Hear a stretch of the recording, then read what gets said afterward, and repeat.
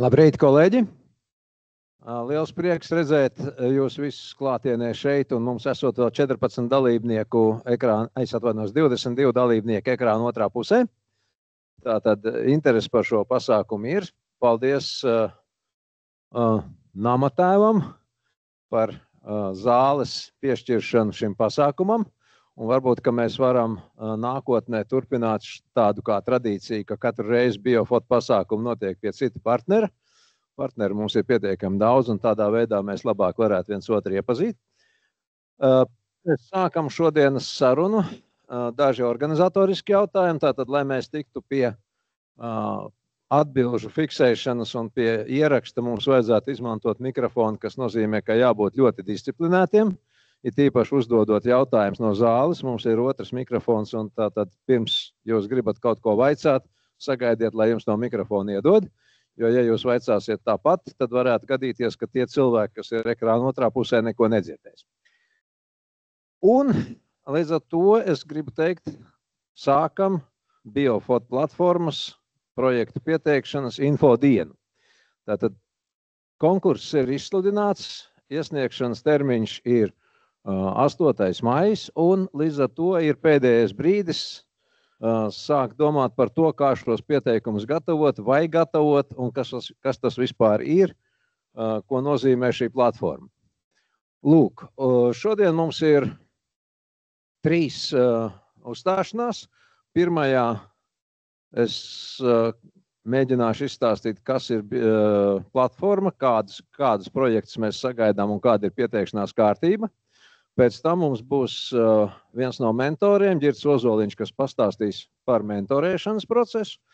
Un noslēgumā mēs esam apkopojuši uzdotos jautājumus, kas ir izskanējuši mentoru dienās vai citādi, apkopojuši tos vienā prezentācijā un mēģināsim uz tiem sniegt atbildes.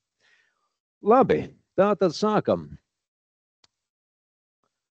Atgādināšu, kas ir šī te platforma. Tātad virsmērķis ir jaunu zināšanu, bet arī produktu un tehnoloģiju risinājumu attīstību. Un mērķis ir sadarboties ar industriju, biomedicīnas, medicīnas tehnoloģiju, farmācijas, fotonikas, viedo materiālu, elektronikas, elektrotehnikas, tehnoloģiju un inženieru sistēmu nozarēs. Lai tas viss strādātu, mums ir arī daži horizontālie uzdevumi, kas pamatā attiecās uz to, kā mēs veidosim šo te akadēmijas un industrijas sarunu platformu. Tātad vispirms jau ir šīs zinātniskās grupas. Un zinātniskās grupas mēs sagaidām, ka šajā projektā būs arī starpinstitucionāls. Otra lieta, šīm zinātnisko grupu cilvēkiem ir jāsadarbojas ar tautsēmniecības nozarēm, un šim nolūkam mums būs semināri, mums būs kopīgas sarunas. Mums ir plānots iesaistīties starptautiskos tīklos.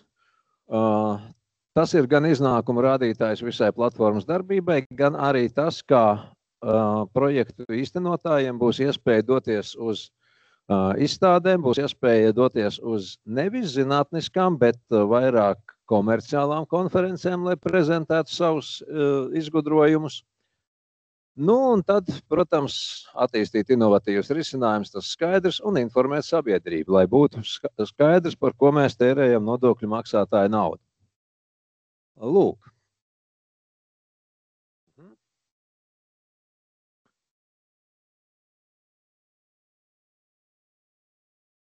Un tagad ir, jā, viss notiek.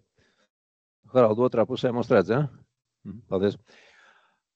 Tātad vēlreiz par nosaukumu ilgtermiņa programma. Ilgtermiņš šī gadījumā ir līdz 2032. gadam, bet šobrīd nauda mums ir līdz 26. gada beigām. Tas ir tas, kas jāņem vērā. Vai mums būs nauda tālākajiem cikliem?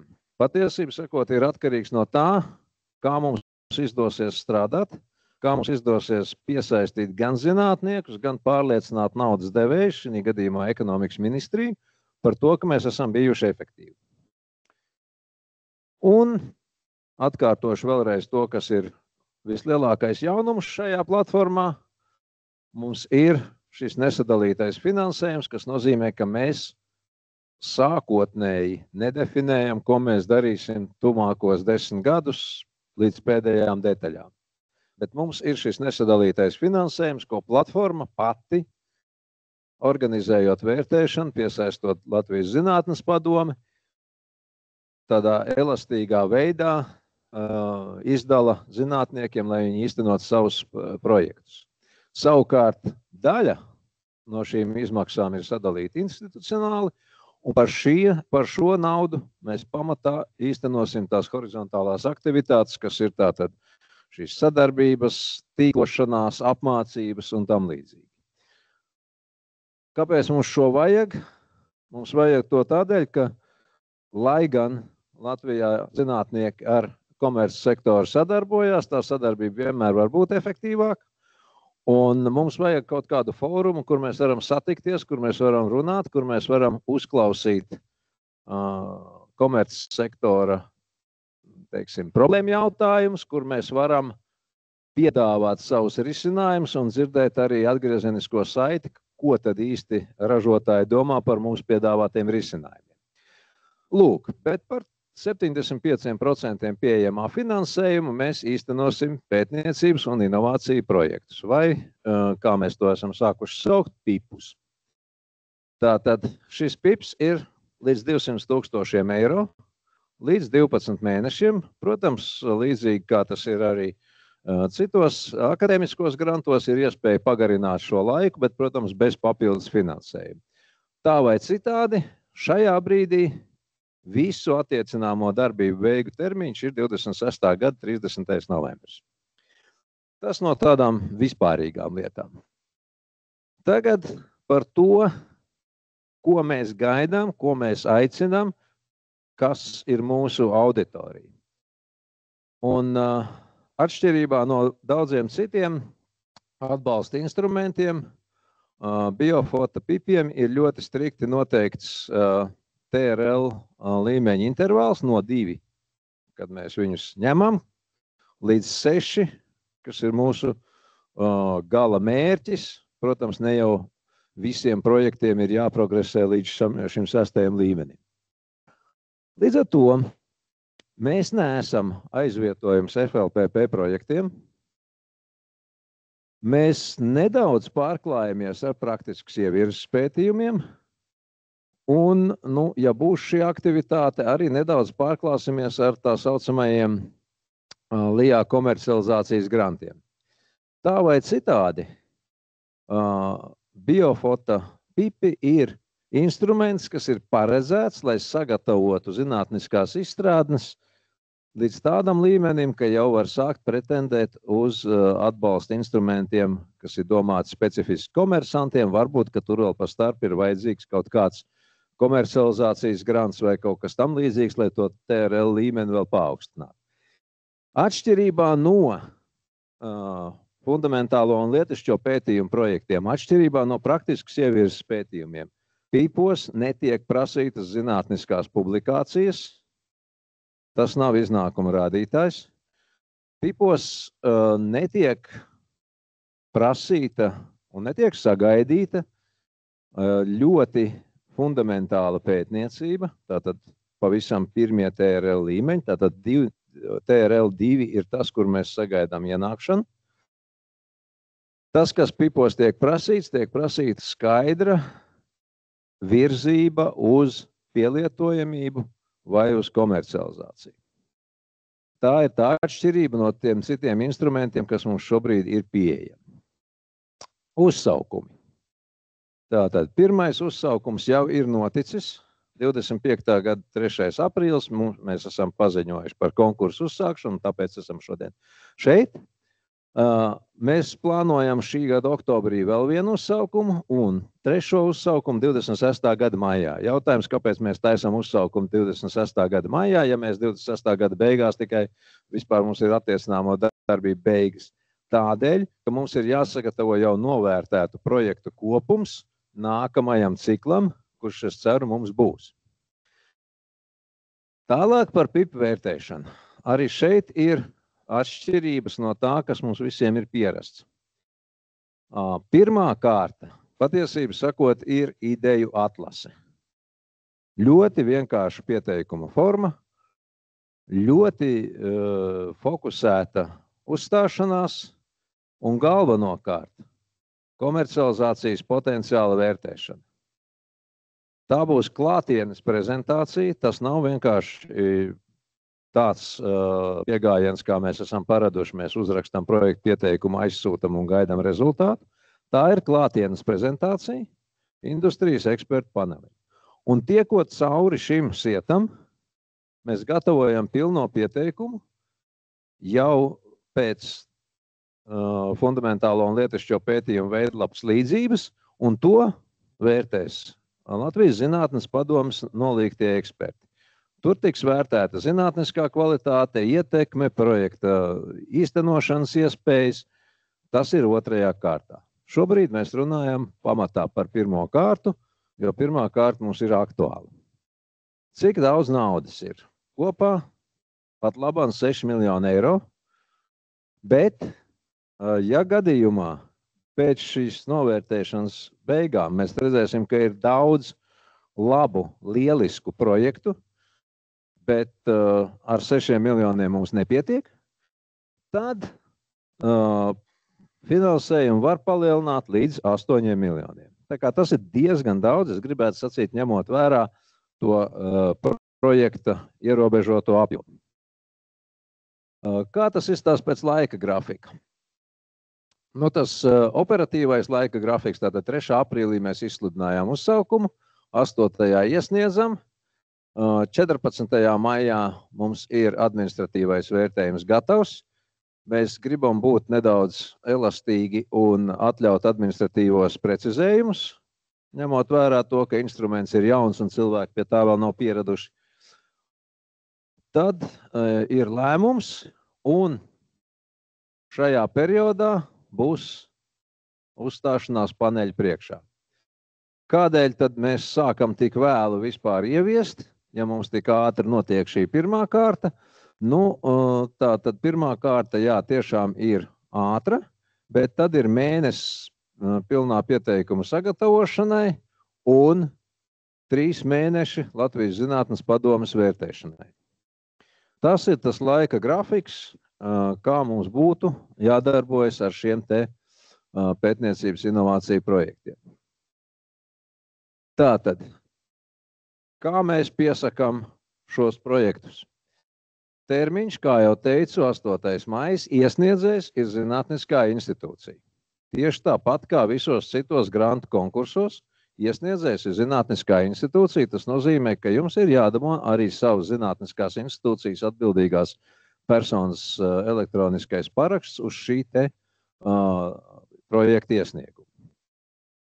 Iesniegšana pat labam notiek ļoti vienkārši. Elektroniski parakstīti dokumenti jūs nosūtat uz e-pasta adresi biofoto@osi.lv. Kam tur jābūt? Tur jābūt ir pirmajam pielikumam. Tas ir arī atrodams gan Biofot mājaslapā, gan konsorcija partneru mājaslapās. Aizpildam šo angļu valodā, uzliekam savu parakstu, uzliekam institūcijas parakstu un sūtam prom. Ir vērts, veidojot šo te pieteikumu, apskatīties arī 3. pielikumu. Jo 3. pielikums ir vērtēšanas metodika. Tātad, ko industrijas eksperti no jums sagaida? Kas ir tas, kam tiks pievērsta uzmanība? Kāds ir punktu skaits par katru no šiem te vērtēšanas kritērijiem? Tātad, lasam metodiku. Un paturam prātā, ka mums būs klātienes prezentācija, un šim nolūkam ir izstrādāt arī prezentācijas veidni, kā lietošana būs obligāta. Tātad šī veidne nekur nav jāsniedz. Tā ir vienkārši gatavojama ziņojumam uz šo te industrijas ekspertu paneli. Nu, kas ir šajā pieteikuma veidlapā? Atbilstība RIS-3 jomai. 250 zīmes, ļoti īsi, bet atbilstība RIS jomai ir svarīga.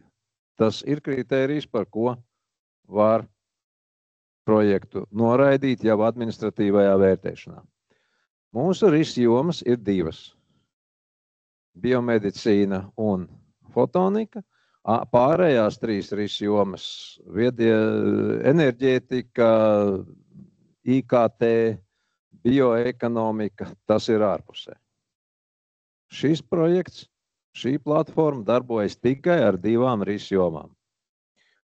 Tam jāpievērš uzmanība. Inovatīvais potenciāls, kur mēs šo grasamies lietot, un problēmas identifikācija. Kā arī, ja reiz ir identificēta problēma, tad kāds ir risinājums un kādas mūsu risinājuma priekšrocības. Te jau ir drusku vairāk vietas izpausties. Ļoti svarīgs punkts ir projekta grupas apraksts, tāpat arī tirgus pielietojuma potenciāls un tālākā komercializācijas vai pielietojuma attīstības stratēģija. Ietekme un vispārējais darba plāns, vispārējais budžets un CV. Šī forma atšķiras no visa, ko jūs esat redzējuši līdz šim.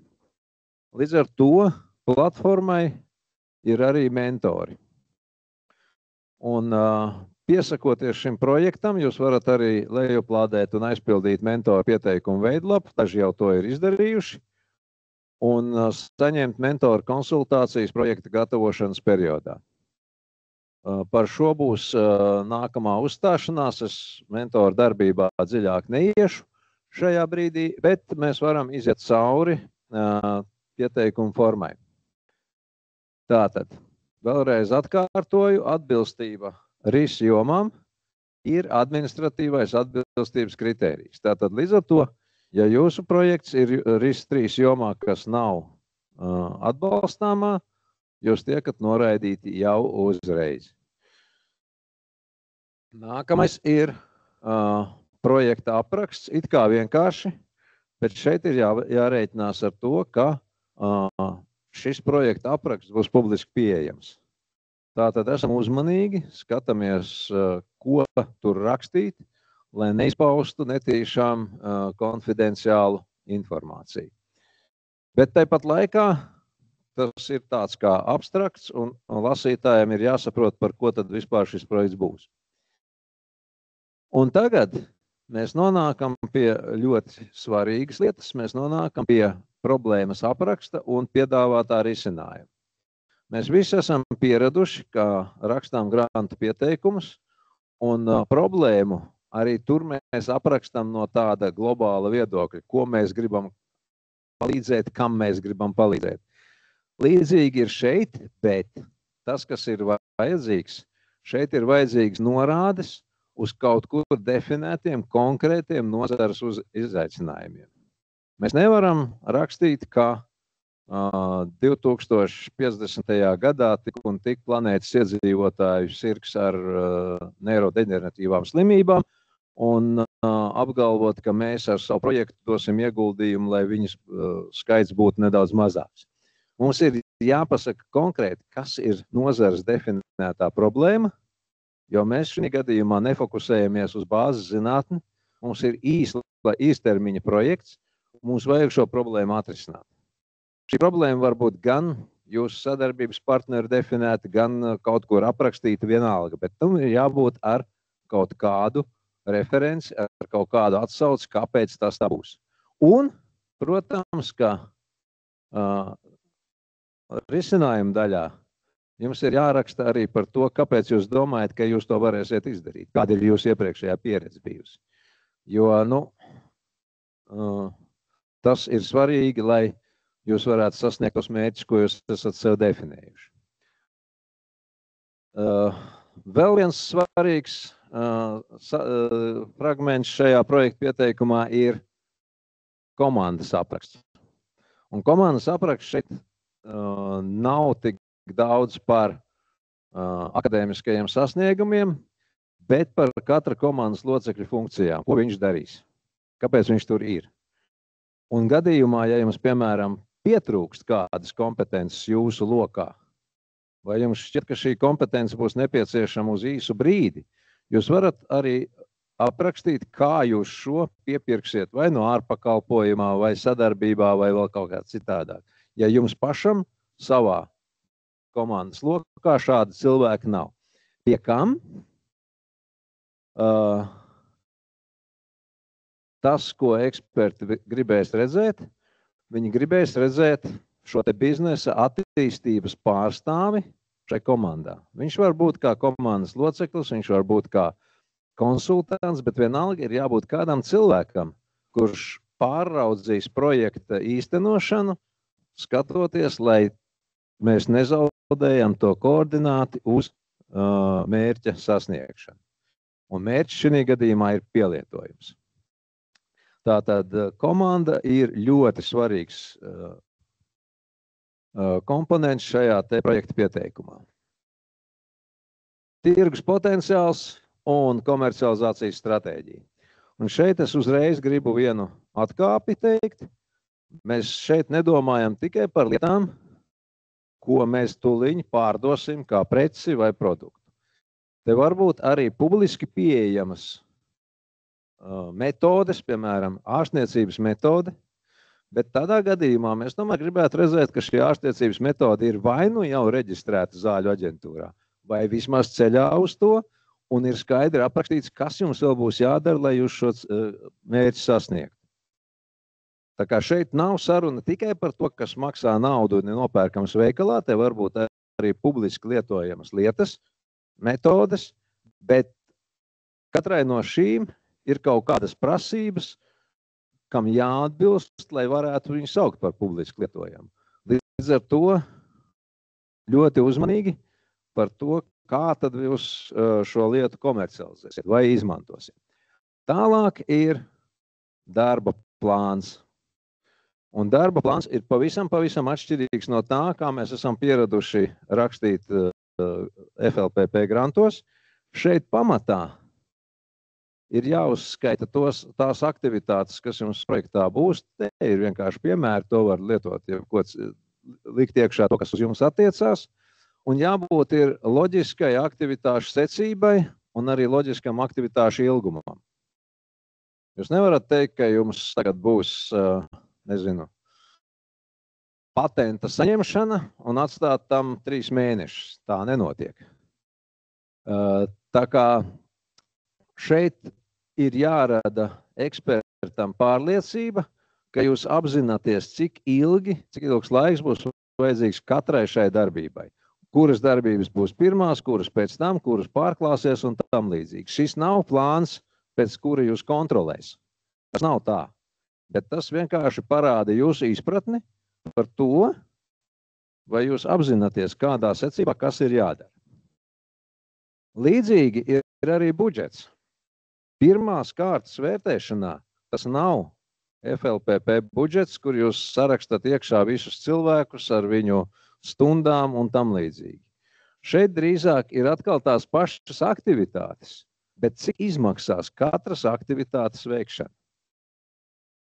Un tam nav jābūt precīzi uz centu, tam nav jābūt pat precīzi, es domāju, uz 100 eiro. Bet tam ir jārada ekspertā pārliecība, ka jūs apzināties, cik maksā konkrētās lietas. Un atkal, protams, kurā projekta posmā, par ko jūs sāksiet maksāt. Ja projektā ir partneri, tad šajā veidlapā mēs neko nedalām pa partneriem, mēs vienkārši rakstam projektu kopējo budžetu. Mēs nesakām, ka universitāte X saņems tik, un mēs paturēsim šitik. Mēs rakstam, cik maksā aktivitāte. Kurš to īstenos, tas jau ir cits jautājums, par to runāsim otrajā kārtā. Nu, lūk, tas bija tie nav visi punkti pieteikuma veidlapā, bet tie, kuri vismaz man likās, visatšķirīgākie no līdzšinējām pierastajām grantu schēmām, un tie, kur ir vislielākās iespējas varbūt aizšaut greizi. Tieši šī iemesla dēļ. Tālāk, vērtēšana.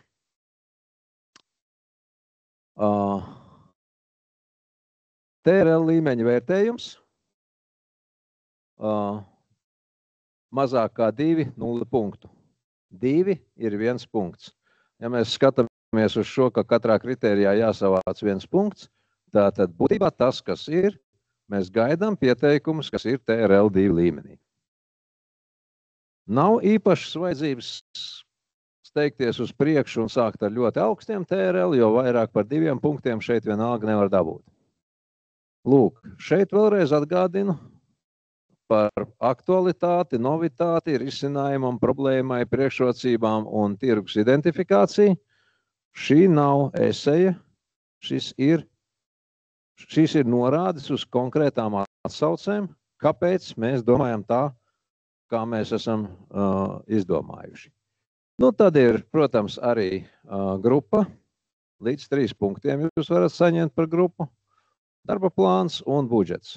Kopumā par šo te pirmo kārtu ir jāsaņem vismaz 10 punktu, un katrā kritērijā nemazāk par 1. Tātad, ja kaut kur mums ir 0, mēs esam ārā. Neraugoties uz to, ka kaut kur citur ir varbūt ļoti labi. Tā kā ar šo prātīgi un prezentācijas veidne. Šī veidne ir sagatavotas. To ir darījuši cilvēki, kam ir pieredze šajās te latviski sakot pitch prezentācijās, un lai eksperti varētu korekti salīdzināt dažādos projektus, tad tās veidnes izmantošana ir obligāta. Kas būs tie eksperti un kā tad tas viss notiks? Kas ir eksperti? Ekspertu panelis būs starptautisks, saskaņā ar nolikumu tur jābūt 5 cilvēkiem. Tur jābūt ir pieredzei un pieredzei komerces sektorā. Tur jābūt ir pieredzei zinātnes komercializācijā vai biznesa attīstībā, kā arī investīciju pārvaldībā. Tas ir tas, kā šobrīd ekspertu panelis tiek komplektēts, ekspertu vārdi būs pieejami. Un situācijā, ja jums šķiet, ka ar kādu ekspertu jums ir interešu konflikts vai kaut kāda cita iemesla dēļ jūs viņu nevēlaties, būs iespēja viņu arī noraidīt. Kā vērtēs? Uzstāšanās 5 minūtes. Un patiešām 5. Un tad ir diskusija. Klātienes diskusija, kurā jūs atbildat uz jautājumiem. Eksperti būs iepazinušies ar jūsu projektu pieteikumu. Un droši vien, ka viņam šie jautājumi būs diezgan daudz. Un tātad ceļš no problēmas uz risinājumu, jūsu risinājumu novitāte, konkurētspēja, kur jūs to visu liksiet un kas ir tā komanda, ar ko jūs strādāsiet. Un tātad šī ceļkārta, kas ir darba plāns un budžets. Nu, tas ir tas, kā varētu izstīties šis ziņojums ekspertu panelī. Visi dokumenti ir pieejami. Un, ja jums ir jautājumi, joprojām rakstām uz biofoto.lv, mēs krājam biežāk uzdotos jautājumus, šodien uz daļu no tiem arī atbildēsim, bet, protams, ka jūs atbildi uz savu jautājumu saņemsiet arī e-pastos. Nu, no manas puses tas ir viss, bet droši vien, ka ir kas vaicājums. Bet atceramies par to, ka jautājumi ar mikrofonu, ja?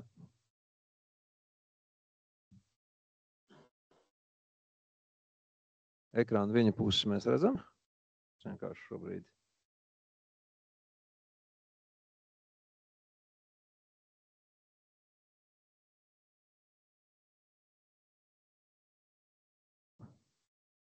Nav, ja? Nē, paskatījās, nav. Labi. Ja nav, jautājumi būs vēlāk, līdz ar to es gribētu atkāpties un dot vārdu Ģirtam par mentoru darbu procesu. Paldies.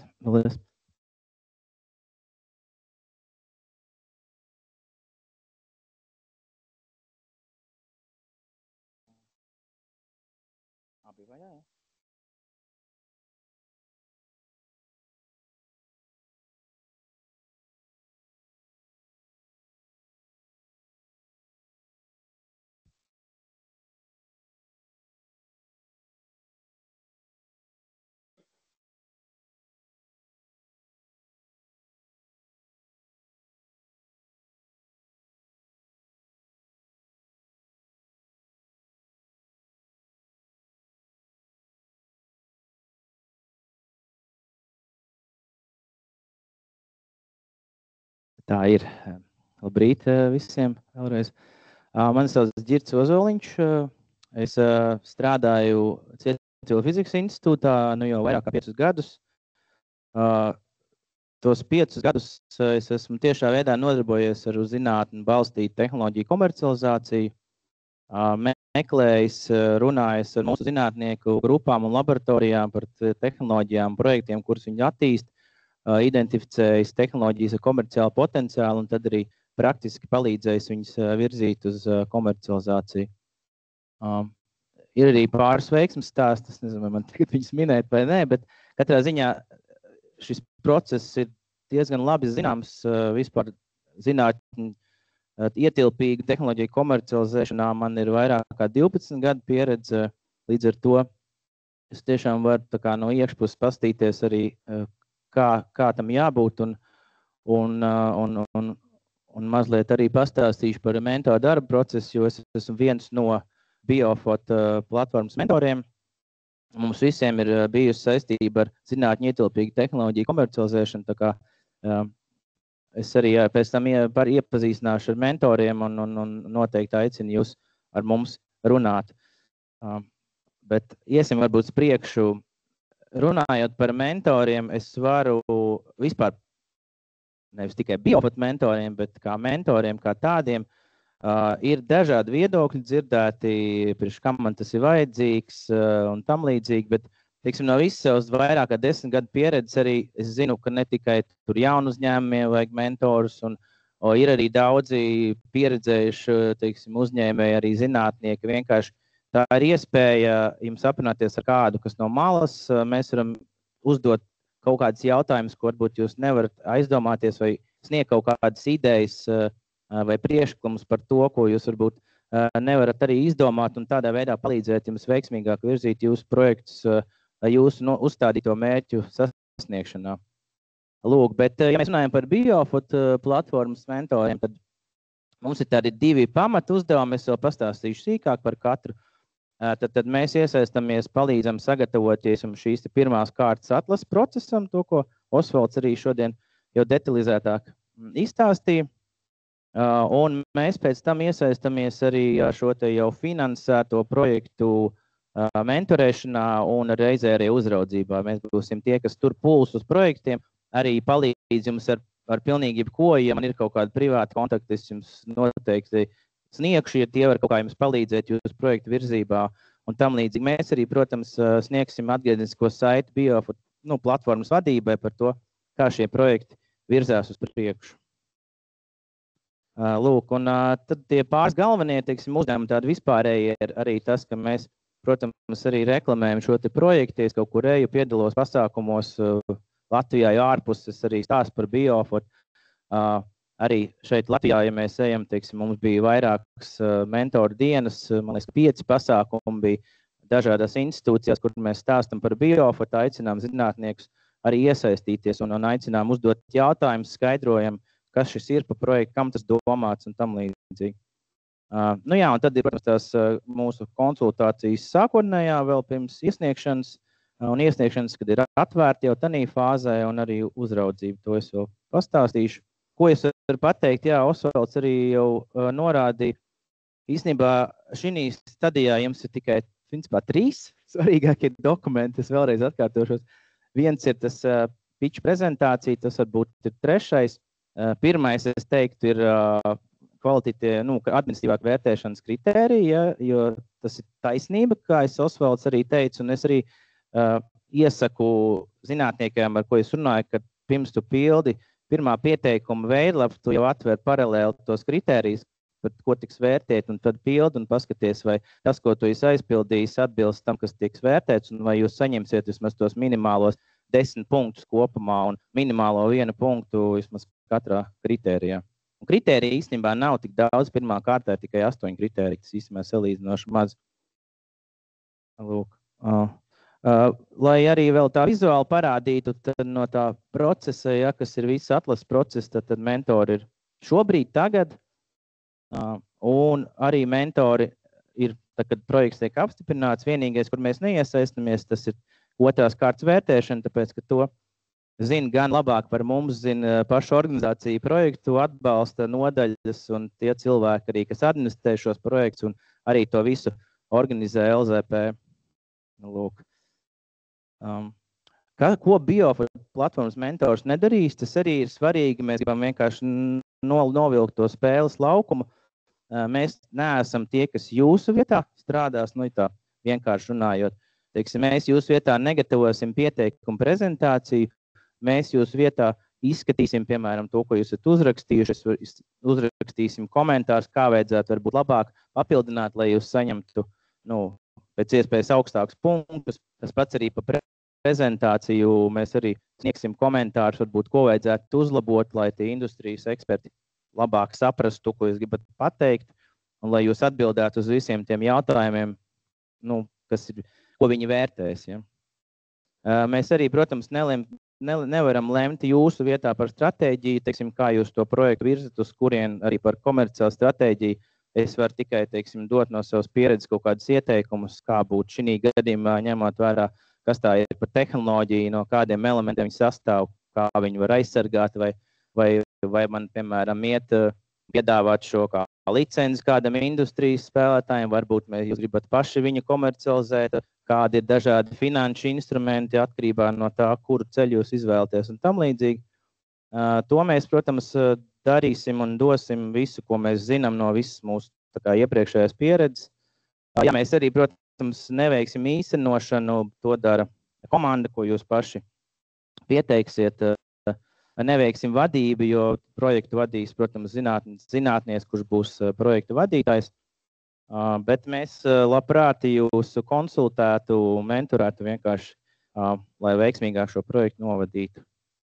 Un par administratīviem jautājumiem arī, protams, mentori nav tie, mēs vairāk zinām par komercializāciju un tam līdzīgi, bet projektu administratīvie jautājumi tur ir katrai organizācijai, arī ir Biofor, teiksim, mūsu kopējais e-pasts, kur var arī jautāt jebko. Un katrai organizācijai man būs arī slaids, ir arī pārstāvis, pie kur jūs primāri varat vērsties saistībā tieši ar Biofor, varbūt administratīviem jautājumiem. Lūk, par to pirmo atlases fāzi, tur ir tā, ka mēs tagad, protams, jebkuram jūs varat pieteikties, un mēs arī konsultējam par visu to atlases procesu, Osvalds jau to izstāstīja. Mēs reāli izskatām arī šos te pieteikumus, ka jūs sūtat arī tās pitch prezentācijas. Tas gan būs bišķiņ vēlāk, jo primāri es ieteiktu koncentrēties uz to pieteikumu, tāpēc, ka 8. maijā jums būs jāiesniedz tikai pieteikumu veidlapa. Pitch prezentācija jums būs jāiesniedz neilgi pirms tā 26. maija industrijas paneļa. Par to mēs vēl paspēsim iziet cauri.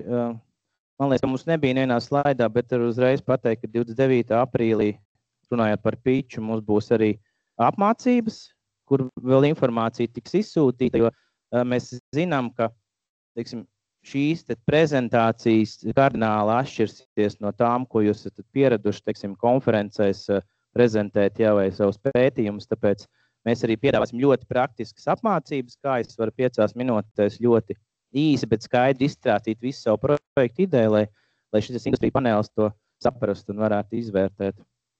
Lūk, tas ir. Bet, arī, teiksim, mēs jums nespiežam.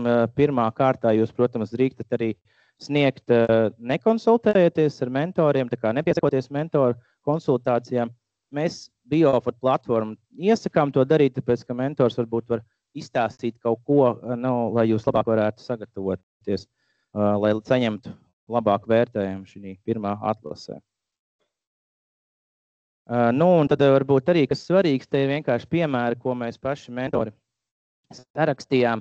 Tas droši vien, ka lists saraksts, tas nav tā kā tikai tas droši vien ir vēl kaut kas, bet tas tā kā galvenie tādi punkti, pa kādām tēmām vispār mēs mentori esam kompetenti un varam jums palīdzēt. Tēmas ir ļoti daudz, zinu no pieredzes, tiešām arī šie jautājumi ir par jebko, sākot no klienta kaut kādām vajadzībām un pēc tam klientu atbildes un kā viņas saprast, tulkot, kas man tagad būtu jādara vai nebūtu jārada, līdz beidzot intelektu īpašumu jautājumu un tam sadarbības partneri jautājumu, finansēšana visādi un tam līdzīgi. Lūk, un par to, ja tieši to ieviešanas fāzi drusciņa tikai īsi viens slaids, tad mentori, tā, kad jums projekts ir apstiprināts, ja, tad Biofoot platforma jums nozīmēs mentoru. Visticamāk būs tā, ka to mentoru, kam jūs pieteicāties jau šī brīža, tad priekšatlases fāzē, ja jūs vēlaties, tad mēs centīsimies to pašu mentoru arī nodrošināt tur, bet mēs nevaram apsolīt, tāpēc, ka mēs skatīsimies vienkārši, kāda ir konkrētā mentora noslodze un mēģināsim proporcionāli sadalīt šos te projektus starp mentoriem. Lūk, bet tā ideja ir tāda, ka mentori tātad tiksies ar jums apmēram reizi mēnesī vidēji, projekts 12 mēneši. Ja mēs katru mēnesi izrunājam, kādi jums ir jautājumi, ko mēs varam palīdzēt, kas ir varbūt tie uzdevumi, ko vajadzētu uz nākamo reizi izdarīt, kā jums iet vispār un tam līdzīgi. Un tad mums tādi 3 pieturas punkti visu katra projekta ieviešanas posmā. Tad pirmais mēs veicam ar jums kopā tādu sākotnēju inovācijas gatavības līmeņu novērtējumu. Mums ir arī tāda vienkārša metodika no mūsu zviedru kolēģiem arī, kas tādā pašā veidā novērtē viņu, teiksim, zinātniskos projektus, kas iet uz komercializāciju viņu šī brīža gatavība līmeni. Tas nepasaka, vai tas projekts potenciāli ir kaut kā labāks vai sliktāks par to, bet tas vienkārši novērtē, kur es šobrīd atrodos. Ja? Un tādus mēs taisīsim sākumā, tad vidusposmā pēc 6 mēnešiem un tad arī pie noslēguma. Un tās informācija arī tad tiks ļoti koncentrētā un viegli saprotamā veidā nodot arī tālāk Biofoot platformas vadības grupai, un tad vienkārši ļoti viegli varēs redzēt, kā iet šī projektu ieviešana un kā projektu attīstās. Ja projekts arī, es varu pateikt, ja projekts arī, teiksim, neiet vai kaut kas neattīstās, tad mums nekādas, teiksim, soda sankcijas nav paredzētas, naudu jums nebūs jāatmaksā.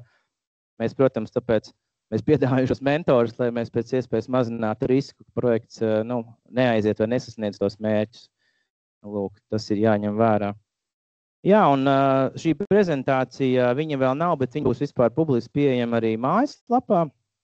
Mēs viņu varam arī izsūtīt partneriem. Šeit var apstīties, šī ir tā, teiksim, metodoloģija, ko mēs izmantosim no KTH, Zviedrijas Tehnoloģiju institūta, kur ir ne tikai, arī šis ir jaunums, ko jūs droši vien lielākā daļa neesat dzirdējuši, bet, teiksim, attīstot inovācijas, nav tikai viena veida tehnoloģijas gatavības līmenis, ir klientu gatavības līmenis, ir biznesa modeļa gatavības līmenis un ir vairāk citi punkti, ko arī var sekot līdzi un kas ir savstarpēji saistīti un īstenībā neatņemami. Bet par šo vispār arī mums ir plānots, vēl nav noteikts kad, bet būs arī vēl atsevišķas apmācības un par to jūs varat neuztraukties, jo šī metodoloģija ir pietiekoši vienkārša un mēs arī mentori, tad, kad būs jau projekts apstiprināts, tad mēs jums to individuāli izstāstīsim. Tā kā par to jums šobrīd galva nav, teiksim, jālauz. Tā, kāpēc tā bilde man nav? Bet, labi, nav bilde, bet es gribēju vienkārši tiem, kas ir klāt, es nezinu, vai tie, kas ir online, redz mūs, bet varbūt tad jūs varat, mentori, kas ir klāt, jūs varētu piecelties un pamāt, kur mums ir, kur... Jā, tad, jā, visi tādi šie ir, visi mentori. Paldies, paldies. Starp citu, arī Biofoot.lv, ja, mājaslapā, tur ir sadaļa ir mentori, jūs redzat visus šos mentorus, viņu bildes, zem katra mentora ir īsts apraksts par mentoru, viņa pieredzi, jūs varat apskatīties, saprast, kurš ko dara, zem katra mentora ir arī saite uz mentora LinkedIn profilu, jūs gribat vēl dziļāk apstīties, ko viņš ir darījis, viņš vai viņa, kāda ir pieredze. Un tad jūs pēc tā varat, ja jūs vēlaties mentoru izvēlēties, ar kuru mentoru jūs vēlaties tagad aprunāties. Un kas ir svarīgākais manā runā, ir tad kā man pieteikties uz mentoram, ja, šobrīd. Tātad primāri, ja jums jau nav skaidrs, un ar ko jūs gribat runāt, un vai jums varbūt ir vēl kaut kādi jautājumi vispār domas, vai man sniegt vai nesniegt, tad primāri sazinieties ar savas organizācijas kontaktpersonu Biofoot, un tad jau tālāk viņš nodos informāciju arī Biofoot, teiksim, darba vadības grupai. Bet, ja jums pa lielam viss ir skaidrs, tad jūs vienkārši ejat mājaslapā Tur ir pieejama aizpildīt pieteikumu veidlapu. Viņi izskatās, viena lapiņa, tur vispār nav nekas daudz. 1 minūte varbūt maksimums. Un norādiet, kā jūs sauc, projektu nosaukumu, īsts projekts apraksts, lai mēs vienkārši mentori zinām, par ko būs runa. Un tad jūs varat izvēlēties, atķiksējot vienu no mentoriem, un tad vienkārši norādiet, atķiksējot, ko jūs gribat, par ko runāt. Ja jūs kādu no mentoriem konkrēti, mēs arī nevaram 100% garantēt, ka tieši tas mentors, ko jūs izvēlaties, būs pieejams, bet ja viņš ir pieejams, tad jūs viņu varēsiet arī rezervēt. Un tas rezervācija mums viss ir elektroniski, jūs aizpildat šo anketu, uz biofot.lv nosūtat, jums atsūtīs automātiski e-pastu, kur jums būs saite, ko jūs uzspiežat, un jūs aiziet uz tādu rezervācijas platformu, nezinu, tā kā pie ārsta vai tam līdzīgi, vai reģistrējat uz kādu pasākumu, un tur jūs varēsiet izvēlēties to konkrēto mentoru, ko jūs norādījāt anketā, un tur parādīsies tā mentora pieejamie laiki un datumi, un jūs vienkārši izvēlaties, kurš laiks un datums jums ir ērti, un tad arī tas uzreiz iekritīs, teiksim, man, ja es jūsu mentors, tad man iekritīs kalendārā, un tad mēs varēsim arī sazvanīties. Tā būs mentora pastrātās sesijas, būs attālināti, jo vienkārši jūs esat ģeogrāfiski dažādās vietās, mēs esam arī katrs citā vietā. Lūk, bet ja mēs esam kaut kur blakus vai vienā institūtā, tad, protams, jūs varat atsevišķi sazināties, varam arī tikties klātienē. Lūk, tas ir tā kā par to pieteikšanos, kas ir svarīgi. Jūs to varat darīt šodien, tagad, uzreiz, ja vēlaties. Te ir vēl tie cilvēki, kas ir no mūsu tām partneru institūcijām, tie, kas ir ārpus mūsu konsorcija, citas zinātnieku institūcijas, tās ticamāk tad raksta uz biofot.lv un tad jau tālāk, ja pa mentoriem, tad tālāk arī informācija tiks nodota. Lūk, tā kā jā, tad es arī uzsveru, ka no 3. aprīļa, no 4. aprīļa ir biofot.lv, lapa strādā vaļā, turpmāk visa aktuālā informācija būs tur, arī par pasākumiem, tur ir mentori, kas tur vēl ir visi vērtēšanas kritēriji, visas veidlapas nolikumi, visi tagad ir pieejami arī biofot.lv. Tā kā paldies jums. Varbūt, ja kādi jautājumi, tad droši jūs varat vai nu tagad prasīt, vai arī mēs būsim mentori šeit, varam arī aprunāties individuāli pēc pasākuma. Paldies. Varbūt ne jautājums, drīzāk komentārs. Man pašam arī šī bija neliela atklāsme. Mentors nav jūsu projekta biznesa attīstītājs. Tā ir svarīga lieta, kas jāatcerās, jo tā, ka jūs skatīsieties šos mentoru profilus, jūs teiksiet, kā, bet viņš nav manā jomā, ko viņš man var labu pateikt. Biznesa attīstītājs vai biznesa attīstības konsultants jums būs jāmeklē specifiski savam projektam, tāds, kādu jūs gribēsiet un kādu jūs uzskatīsiet par labu esam. Mentors ir vispārēja šī projekta vadība un virzība uz mērķi, vai neģird? Jā, teorētiski mēs varētu būt arī jūsu biznesa cilvēki, bet mēs nedrīkstam, jo tāpēc mentori mums jābūt neitrāliem, un tāpēc arī mentori tā kā biznesa attīstītāji projektos neiekļausies, jo tas ir vienkārši mums interešu konflikts. Bet jā, un starp citu par tiem biznesa cilvēkiem mums ir arī pāris idejas, kā palīdzēt. Es jau nestāstīšu, kamēr tas nav apstiprināts un publiskots, bet ir arī idejas, kā jau palīdzēt, teiksim, tam komandām pat pirms vēl iesniegšanas arī jau meklēt un dabūt gan trūkstošo informāciju, nezinu, no tirgus vai no industrijas, gan arī šos te biznesa cilvēkus. Bet par biznesa cilvēkiem es vienu svarīgu lietu arī pateikšu, ko es parasti saku komandām, ko es arī mentorēju, ka ja jums nav tas biznesa cilvēks, tad jūs to principā drīkstat aizvietot ar industrijas partneri, ar ko jūs esat runājuši. Piemēram, mums ir projekts ūdens kvalitātes mērījumam. Mēs atradām vienkārši no viena citu Horizon Europe konsorcija uzņēmumu, kam interesētu potenciāli, ka viņš būtu gala lietoties tam, ko mēs domājam potenciāli biofot projektā sniegt. Mēs viņus vienkārši uzzinājām, sakam, mums tāds projekts ir, vai jūs varētu mums iedot kaut kādu gala lietotāja atsauksmes vai vajadzības, lai mēs labāk saprastu, ko mums taisīt vai netaisīt, jā, vai kas ir tas, kas mums vajadzīgs, un vai jūs varēsiet, teiksim, jau projekta beigu fāzē novalidēt tas, ko mēs esam izstrādājuši, vai tas vispār ir interesanti. Un viņi teica, jā, ok, viņiem pat nevajag finansējumu, viņi nav projektā tādā ziņā iekšā, bet man vajag, un noteikti tādā veidā ir jānorāda, ka mums ir šīs sarunas bijušas. Mēs neprasām, lai jūs sniegtu nodomu protokolus parakstīts. Ja jūs varat, man ir bijuši, kas saka, jo, mēs jau varam dabūt. Saka, labi, varat pievienot bez CV vēl tos, bet tas nav obligāti, bet jūs gan pieteikumā, gan prezentējot industrijas paneliem ir ļoti svarīgi, ka jūs varat parādīt, ka tiešām ir šīs sarunas. Mēs tā kā, ticēsim, ja mēs nepārbaudīsim, protams, vai jūs esat runājuši vai nē, bet ja jūs esat runājuši un jūs zinat, ka jūs ar šo industrijas kompāniju, teiksim, runāsiet savā projekta izpildes gaitā, tad to jums noteikti vajag teikt, un tas daļai nosacīs to, ka jums, piemēram, trūkst tas biznesa cilvēks, ja. Tas tā kā tāds otrs variants, teiksim, kas ir ļoti atbalstāms šeit. Jā.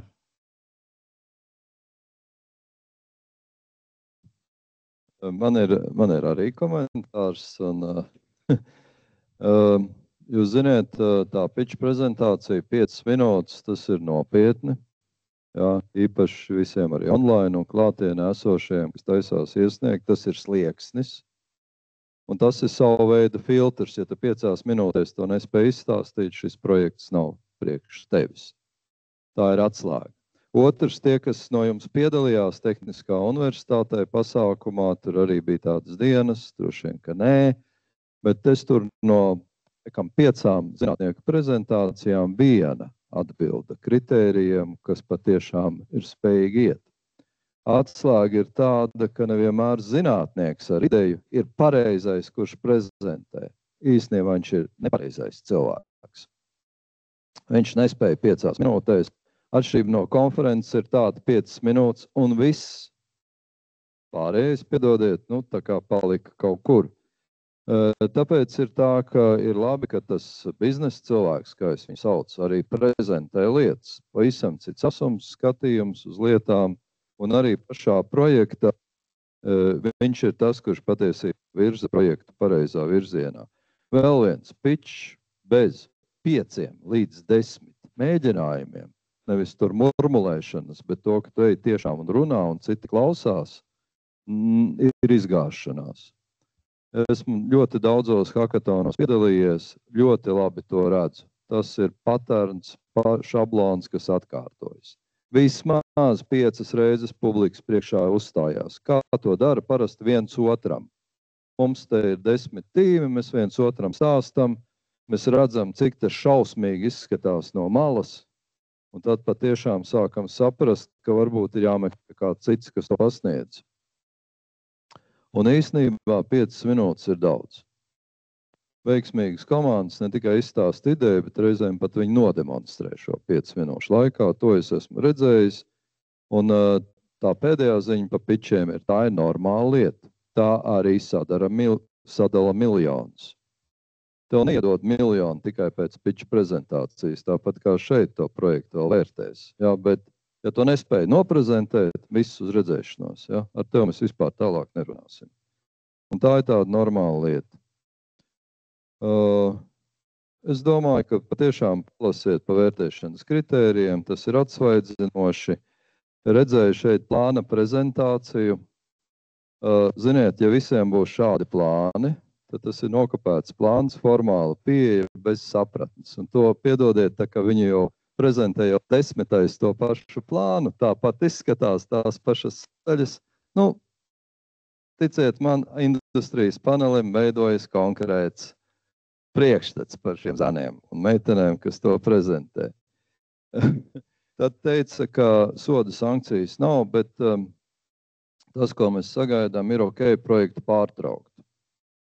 Tur ir vairāki gadījumi, kad viņi pārtrauc. Pirmais koncepts vienkārši nelido un beidzam mocīties. Un otrs izrādās, ka tas viss jau ir atrisināts. Arī tādi gadījumi ir. Un tas ir tas. Tie man visi komentāri. Es tiešām ieteiktu visiem uztvert šo lietu nopietni. Tā pirmā kārta ir patiesībā ļoti nopietnas filtrs. Tur uzreiz ir redzams. Nav cilvēkam jāsaprot, kas ir tā pa zāļvielu, kā viņa strādā, vai kas tas pa sensoru un ko viņš jūt. Industrijas panelis viņš redz. Jūs vispār tā kā inovācija projektu šeit pieskat. Jūs vispār esat sagatavojušies šim projektam. Ok, esat kādā līmenī, ejiet tālāk. Tā ir tā galvenā lieta. Un mentors es ieteiktu tiešām izmantot. Var izmantot arī citus mentorus, čomus, kas nodarbojas ar šīm lietām, organizācijas iekšpusē, ārpusē. Paldies!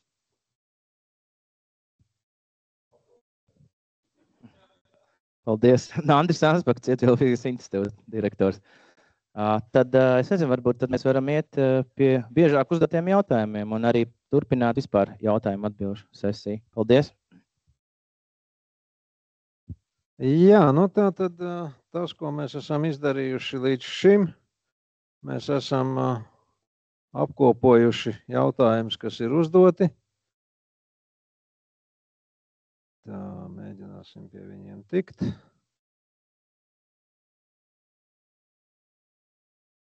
Tā, šito taisam ciet. Un šito taisam vaļā. Tā, vispirms es viņu pataisīšu lielu. Un tad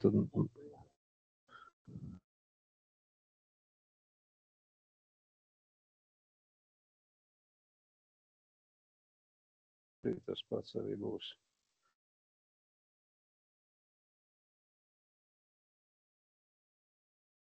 Jā, tātad. Jautājumi ir uzdoti gan mentoru dienās, gan diskusijās ar projekta ieviešanas uzraugiem. Un te nebūs atbildes uz visiem jautājumiem, te nav atbildes uz jautājumiem, kur bija ierosinājumi kaut ko mainīt nolikumā. Tas ir beidzies, tas ir noticis, nolikums ir apstiprināts, pagaidām ar to strādājam. Varbūt, ka uz nākamo reizi mēs šo nolikumu arī mainām. Jo tas, kas ir šīs platformas labā īpašība, mēs varam platformas darbības gaitā uzlabot šo darbību. Tātad uz otro uzsaukumu jau varētu būt citādāk. Bet šajā uzsaukumā nolikums ir fiksēts, tur tālāk mēs vairs neko nedaram. Un biežāk uzdotie jautājumi, tātad mūžīgais jautājums, kāda ir netiešo izmaksu likme no šiem 200 000. Saskaņā ar mūsu nolikumu netiešās izmaksas ir 25% no tiešajām, izņemot ārpakalpojumus un publicitātes izmaksas. Tātad, ja mēs kaut ko pasūtam ārpakalpojumā, no tā mēs netiešās izmaksas nerēķinām, tāpat kā nerēķinām par publicitāti. Cita starpā šeit mums ir klāt arī Aigars Rumba, kurš ir šī projekta galvenais administrators tādā ziņā, kā atbilstība administratīvajiem kritērijiem. Jautājumu, ko jūs sūtīsiet uz biofotet.lv par administratīvām lietām, nonāks pie viņa. Kam pienākas netiešās izmaksas? Piemēram, vai uz tām pretendē projekts, zinātniskā komanda vai laboratorija? Tātad projektu piesaka zinātniskā institūcija, līdz ar to netiešās izmaksas nonāk zinātniskajā institūcijā, un tas jau ir katras institūcijas iekšējās kārtības jautājums par to, kas ir tas pakalpojumu gross, ko par šīm netiešajām izmaksām zinātnieks saņem. Un ņemot vērā to, ka mēs tomēr skatāmies uz tehnoloģiski ietilpīgām lietām, tad šī pētniecības infrastruktūra tiks slogota, es ceru, un tā tad līdz ar to arī tās netiešās izmaksas tur tērēsies. No otras puses, ja mēs kaut ko pasūtam ārpakalpojumā, kaut vai tās pašas biznesa konsultācijas, tad šīs netiek aplikts ar netiešajām izmaksām. Tā.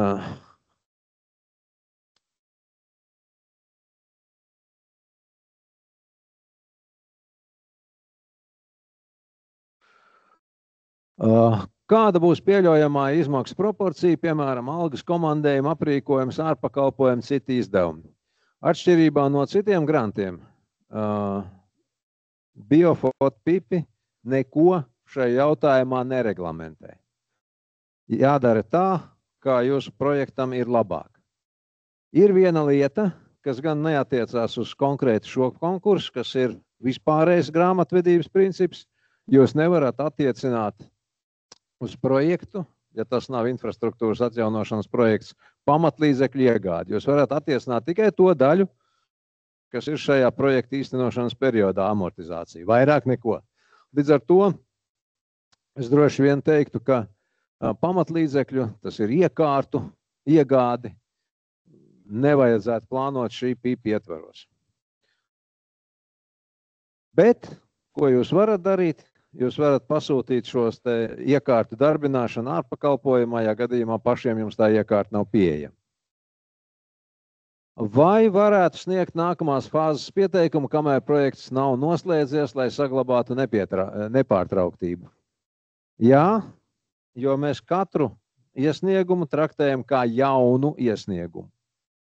Tātad jūs iesniedzāt šobrīd PIP pieteikumu, jums viņu atbalstīja, jūs to īstenojat, viss ir lieliski, viss notiek, un jūs redzat, ka jums ir rezultāti, uz nākamo uzsaukumu jūs jau varat gatavot jaunu pieteikumu.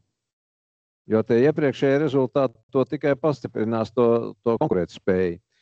Līdz ar to tā var darīt, tur nekāda formāla ierobežojuma nav.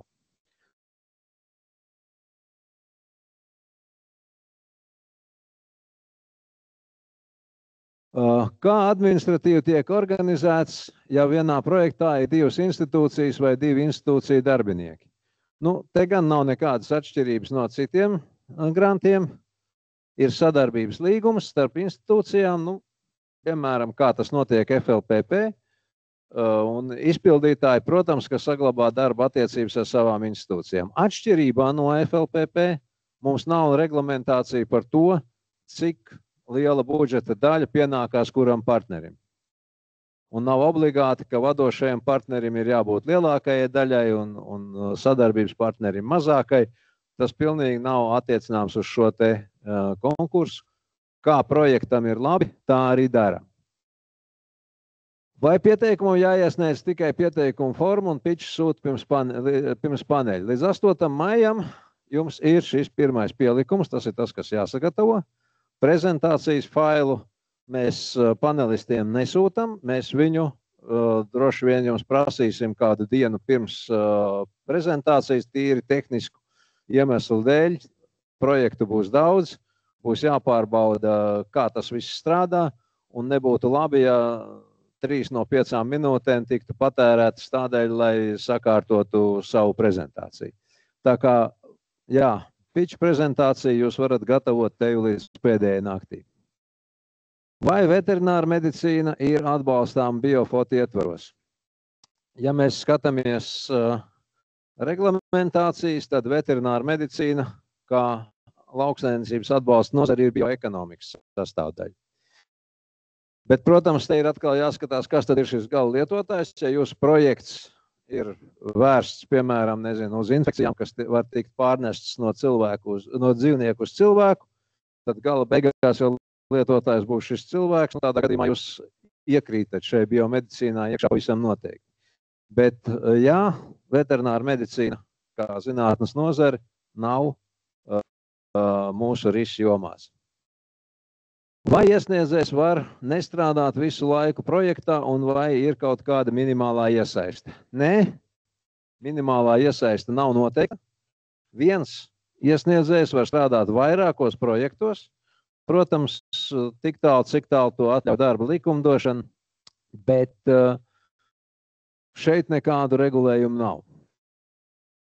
Vai PIP projekts var iesniegt zinātniskās institūcijas, kas nav platformas dalībnieki? Jā, platforma ir atvērta, un kārtība šeit tad ir tāda, ka tajās cilvēki no institūcijām, kas nav biofoto konsorcija dalībnieki, tāpat sniedz šo pirmo pielikumu ar savas institūcijas parakstiem, tāpat gatavo pilno projektu, ja pirmajā kārtā ir tikuši cauri, un tad, ja pēc otrās kārtas ir skaidrs, ka šis projekts tiks atbalstīts, tad platforma slēdz pievienošanās dokumentu, tā saucamo, ar projektu pieteicēju. Tas ir līdzīgi, kā to dara ietvaru programmā, tad jums ir konsorcijas, un jūs noslēdzat pēc tam šo vienošanos, ko sauc par accession form. Tātad, jā, tik tālu vienīgais ierobežojums, pieteicējs ir zinātniskā institūcija, tātad zinātnisko institūciju reģistrā ir jābūt. Nu, tie ir tie jautājumi, kas līdz šim bija sanākuši no dažādām vietām, gan jau, ka būs vēl. Ja ir tieši tagad vēl kas vaicājams, tad ir pēdējais brīdis. Ja nē, tad dodamies pie kafijām.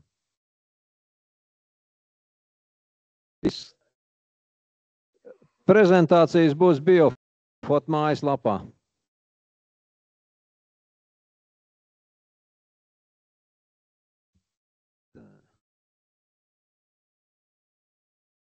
Nav nekā. Nu tā, tad ja nav, tad jā. Tad paldies visiem par dalību. Un droši vien, ka mēs tiekamies kādā apmācības sesijā vai nākamajā infodienā par otrās kārtas pieteikumiem. Paldies, visu labu!